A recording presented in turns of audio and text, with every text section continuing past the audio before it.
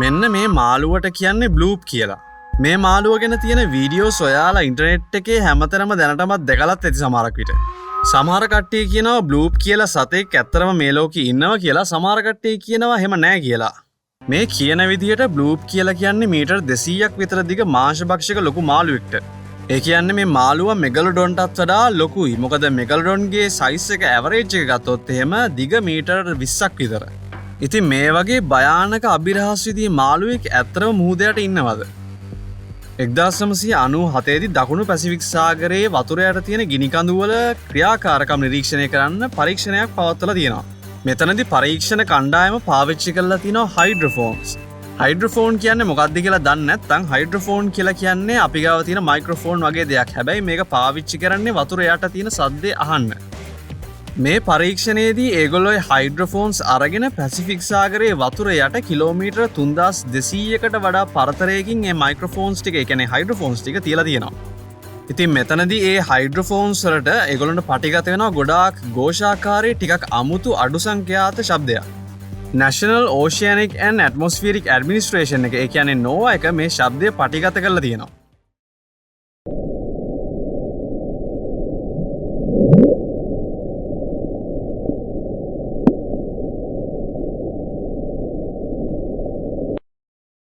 මේ සවුන්ඩ් එක අහනකොට අපිට පැහැදිලිවම ඇහෙනවා පොඩි බ්ලූප් සද්දයක් එනවා.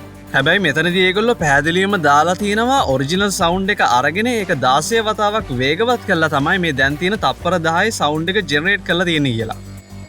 මේ සවුන්ඩ් එක කොච්චර ഘോഷාකාරීද කියනවා නම් ඒක ඩෙසිබල් 170ක් විතර.